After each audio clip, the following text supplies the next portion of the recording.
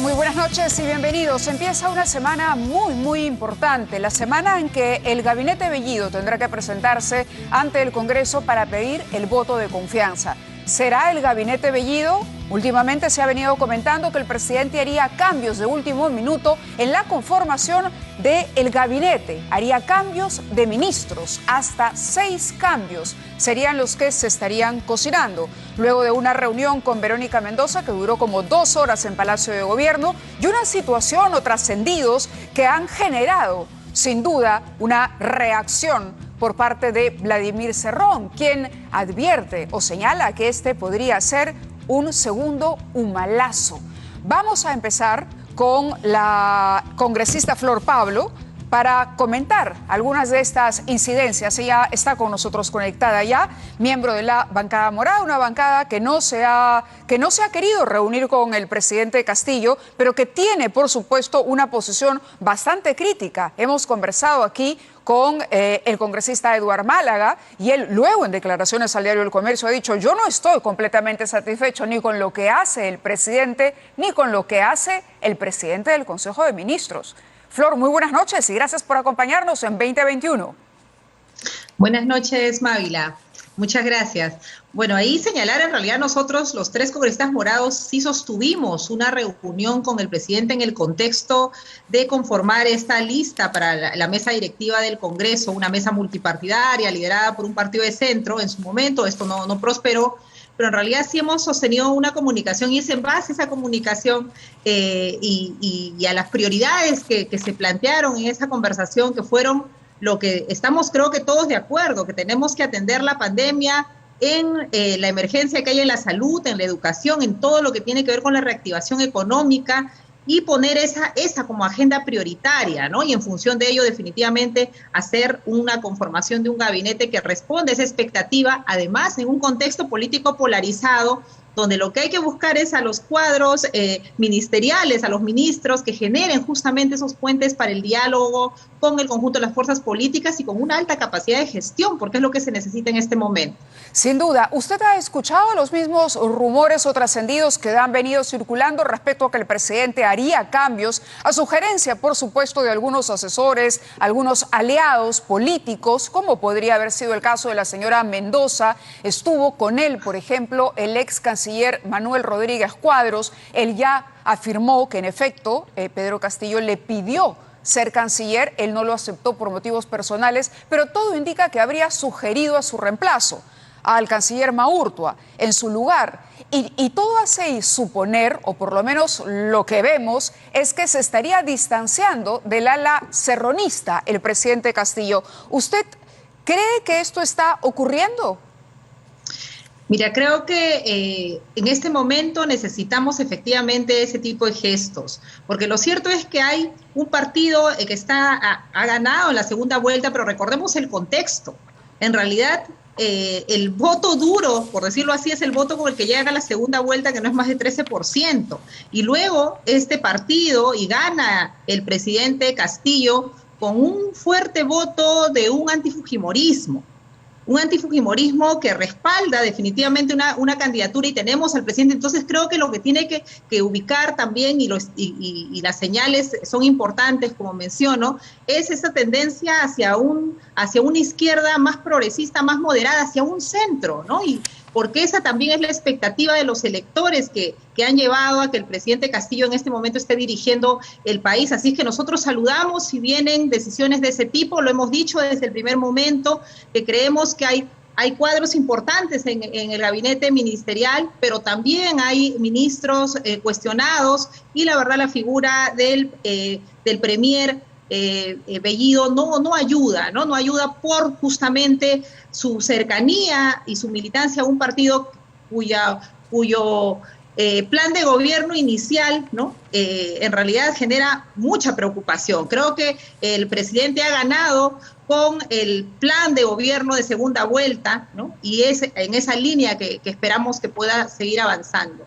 Claro, usted se refiere al plan del Bicentenario. Al plan Bicentenario, claro, exactamente. El plan Bicentenario que no fue exactamente lo mismo que la hoja de ruta, porque mantuvo algunas posiciones bastante rígidas, ¿no? Sobre todo en el tema de la Asamblea Constituyente. Sin embargo, el presidente Castillo hizo un juramento. Recordemos ese juramento por la democracia, ¿no? ¿No sería importante que Castillo se pronunciara antes de que el gabinete se presentase? Yo recuerdo en el gobierno, por ejemplo, del señor Vizcarra o del propio señor Sagasti, había una relación presidente-premier que se traslucía de otra manera. Uno sentía de alguna manera que había, para bien o para mal, un trabajo en equipo. El gobierno en su conjunto. ¿Usted diría que el presidente está por un lado y el premier por otro? ¿O que debería ser un poco más partícipe de darle completamente su respaldo o quitárselo? Esta semana es el momento para tomar una decisión. O Castillo respalda los nombramientos o Castillo da marcha atrás en esos nombramientos. Bueno, creo que esas son las decisiones que que esperamos ver o ojalá veamos los siguientes días antes de la presentación en el Congreso.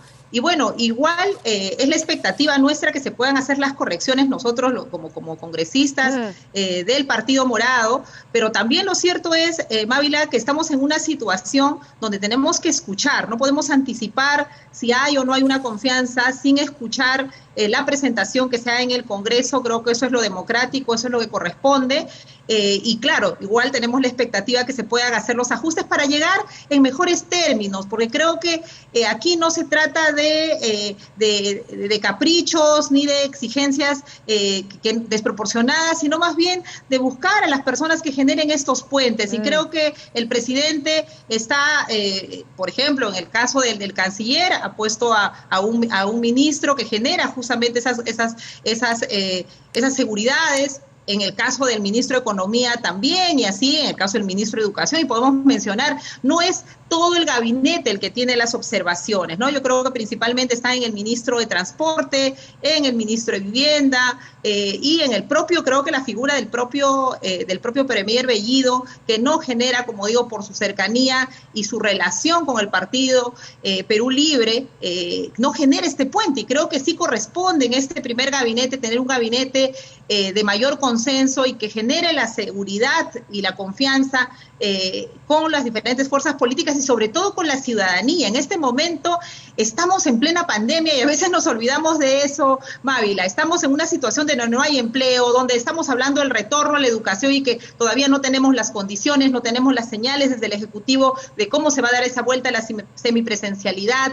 El servicio de atención primaria en la salud, que nos falta restablecer el tema de las vacunas de los niños más pequeñitos, hemos retrocedido tremendamente. En nutrición estamos igual en malas condiciones respecto a lo avanzado. Entonces creo que ya tenemos que poner todos de nuestra parte, ¿no? El Ejecutivo en hacer mejores designaciones y dar esa confianza, y también el Legislativo en ponernos a trabajar firmemente, haciendo el control político, por supuesto, pero colaborando en hacer las leyes y dar las facilidades para este contexto de emergencia. Yo creo que tenemos que luego del jueves, la situación que se pueda presentar respecto a la presentación del gabinete, avanzar. Creo que eso es la exigencia de la ciudadanía en este momento.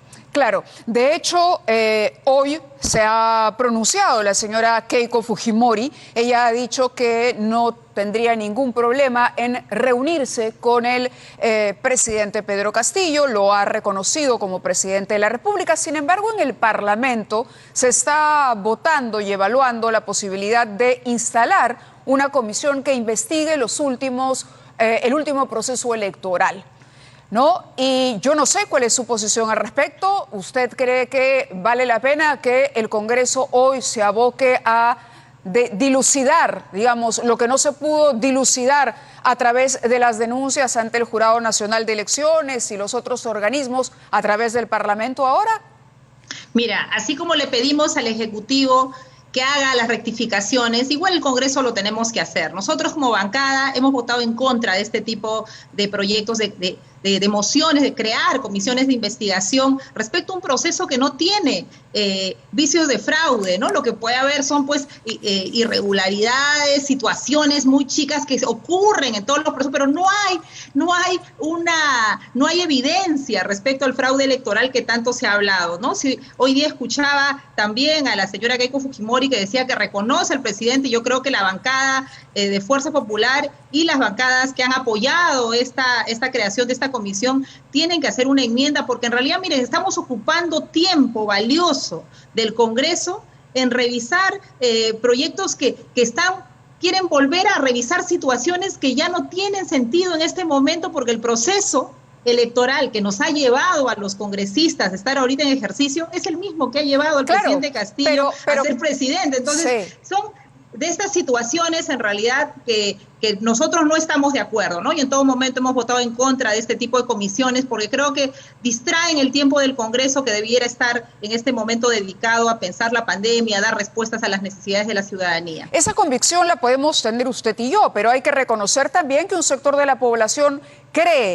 continúa creyendo que su voto no se ha respetado. No podemos negar que hay una porción de la población, hay un grupo de personas que considera, no son pocas personas que consideran que su voto, porque como no se exhibió el padrón, y por lo mismo que usted dice, hay gente que está de acuerdo con que se investigue, que considera que aquí el jurado obró mal y que sí hubo fraude de mesa o no fue del todo transparente este proceso. Entonces, la pregunta es, ¿hace bien el Congreso? Se la reitero, ¿hace bien el Congreso en insistir para atender este pedido ciudadano? Porque lo otro es al Congreso insistir en esto, por lo tanto reafirma esa sensación de que no fueron elecciones transparentes en la población. Se insiste, las fuerzas políticas no terminan de aceptar todas cuál es la situación en este momento en el país, que Castillo ganó las elecciones y que la oposición tiene que estar junta. Mira, yo creo que aquí tenemos que reconocer y tienen que reconocer las fuerzas políticas que han planteado esta comisión y investigaciones de esta naturaleza, como investigar los primeros días del presidente. Y hay una situación de que no salimos de la campaña electoral. Y creo que tenemos que reconocer que ya acabaron las elecciones. Y las elecciones han sido reconocidas como absolutamente legítimas, transparentes por los organismos internacionales. Se han hecho todos los procesos que se tenían que hacer y no se ha llegado a ninguna determinación de fraude. ¿Y qué cosa tienen que hacer los partidos? Efectivamente, puede haber un malestar ciudadano y de exigencia, este tipo de investigaciones. Tienen que hacer pues el trabajo político de explicar justamente a su militancia, de trabajar con sus partidos para pasar a otro momento. Nosotros ya no estamos en el momento de cuestionar las elecciones, porque si no tendríamos que cuestionar pues la propia elección que nos llevó a nosotros los parlamentarios al Congreso, y en realidad no hay razones para señalar un fraude. Lo que hay que hacer es comenzar a trabajar para atender las necesidades que tiene el país en este momento, y ahí hay una responsabilidad de los partidos políticos, efectivamente, de contener, de hacer el trabajo político con esos colectivos y demás, y ese es un trabajo, y en lugar de estar alentando, ¿no?, a este discurso, esta narrativa del fraude que creo que nos hace mucho daño, nos divide más y no nos permite salir de ese escenario de polarización que nos ha generado estas elecciones y especialmente la segunda vuelta, ¿no? Entonces creo que hay que tener ahí mucha madurez, Mávila, y ponernos en el momento del país. El país está, la gente en las calles está buscando empleo. Las ollas comunes no tienen los alimentos para poder asegurar mañana el almuerzo de cientos de familias, de miles de familias. Están los niños que no tienen posibilidades de acceder a la conectividad para estudiar, los estudiantes de la superior que han dejado de estudiar por falta de economía. Entonces tenemos tantas urgencias y nosotros seguimos hablando de un fraude que todos dicen que no ocurrió, y no es que nosotros igual, o sea, somos un partido que no ha quedado en la mejor posición. Somos solo 3 congresistas de un partido, del Partido Morado que hemos pasado en estas elecciones. ¿Tenían otras expectativas ustedes? Teníamos, por supuesto, más expectativa, pero no porque hayamos entrado solo 3 congresistas vamos a decir que ha habido fraude. En la democracia hay que saber ganar y hay que saber perder. Y ese es Esa es la actitud democrática que tenemos que trabajar y con madurez poder afrontar con nuestra militancia y con nuestros partidarios en cada una de las organizaciones políticas. Le voy a compartir un trabajo que hemos preparado aquí con la producción. Usted me parece que por la conexión no lo puede ver, pero yo lo voy a leer. Es justamente la lista de los ministros más cuestionados y los motivos por los que están cuestionados. Se habla aquí de una incapacidad del gobierno de poder precisamente escoger gestores públicos, escoger personas capaces para la administración pública. Esto no es política, es básicamente gestión pública y por supuesto la parte política tiene que ver a través de la bancada oficialista con los acuerdos que se pueda llegar y con las otras fuerzas políticas para emitir las leyes que hagan viables la gestión del gobierno. Guido Bellido, en efecto, encabeza la lista el presidente del Consejo de Ministros. Guido Bellido está investigado por la Fiscalía por apología al terrorismo. No condenó a Sendero Luminoso en una entrevista de televisión. Dicho sea de paso, la periodista ha sido separada de su cargo sin mayor explicación, aparentemente por influencias. Creo que teníamos los pictures listos, le digo al switcher, si no, yo sigo haciendo mi recopilación de información. Además, por el testimonio de un agente de Diricote que lo acusa de visitar los campamentos de la facción narcoterrorista en el Braem. Eso es Guido Bellido, actual presidente del Consejo de Ministros. Walter Ayala González, ministro de Defensa, en junio de este año presentó una demanda de amparo ante el Poder Judicial para detener la designación de los nuevos integrantes del Tribunal Constitucional en el anterior Congreso. El 24 de julio, una vez proclamado Castillo como ganador de elecciones, Ayala, sin experiencia en temas de gestión o policía militar, ya era considerado para asumir la cartera como ocurrió. Como suboficial de la Policía en retiro, fue pasado a disponibilidad por medida disciplinaria. Iber Maraví, el ministro de Trabajo, secretario general del Comité de Reorientación y Reconstrucción del SUTEP, CONARE, considerado un brazo de Sendero Luminoso en el magisterio. Esto es el ministro de Trabajo, protagonista de una información importante, propalada, vínculos importantes que han sido propalados por un programa este fin de semana en televisión, por haber tenido reuniones con personas de dudosa reputación vinculadas a Movadef, y ya sabemos lo que es Movadef. Fue el intento político de Sendero Luminoso por ingresar a la política, por tener una representatividad oficial, cuando eso en nuestro país está prohibido. Ese es Iber Maraví. Juan Silva Villegas, ministro de Transportes y Comunicaciones, ha recibido multas de tránsito, algunas graves, fue amonestado por circular sin luces, ¿no? Fue denunciado por su entonces conviviente por agresión física y psicológica, digamos que esto es lo más importante, y Juan Carrasco Millones, ministro del Interior, porque habría una presunta inconducta funcional. El señor no sabemos si es todavía fiscal, si no es fiscal, si ya es ministro del Interior, y tenemos los problemas suscitados y las renuncias de dos viceministros que conocían muy bien su trabajo y aparentemente eran importantes para la institución que él dirige. Dicho esto, Pedro Castillo no ha sido muy diestro, muy hábil, menos Bellido, por supuesto, en aconsejar al presidente sobre la elección. ¿Y usted cree que esto es porque Pedro Castillo, él mismo, nunca imaginó llegar a la presidencia? Diría que fue un outsider de alguna manera. Mira, creo que el presidente ha sido elegido. Creo que no podemos en este momento decir si imaginó o no imaginó. Eso es algo que seguramente él puede responder. En este momento el presidente Pedro Castillo es el que conduce el rumbo de las decisiones del país, las decisiones de gobierno. Y creo que sí, con los ejemplos que pones, Mávila, es importante poner a las personas, sobre todo por el nivel de polarización, a las personas competentes. ¿Y a qué me refiero? Porque a veces dicen competentes, quiere decir que los de Lima. No.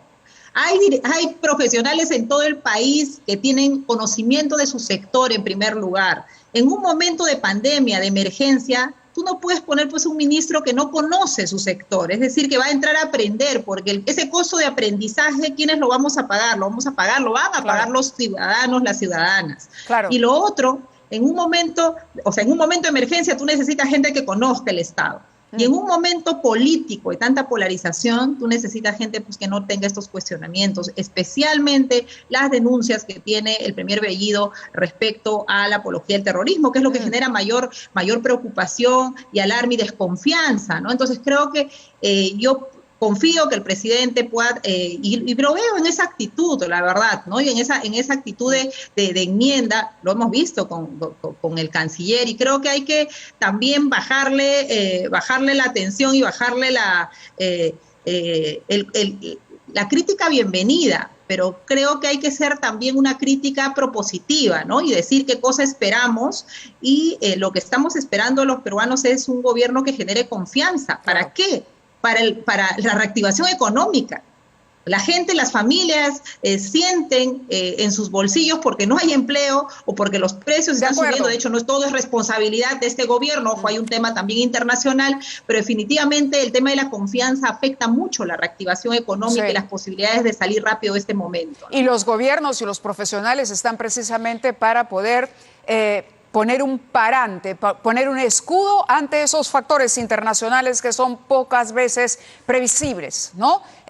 Para eso está el gobierno, precisamente, para encontrar mejores estrategias y en un clima mundial donde se presenta la inflación en determinados productos, encontrar mecanismos para que el país sobrelleve mejor esos temporales. Le agradezco a Flor Pablo su presencia en el programa. Está con nosotros aquí en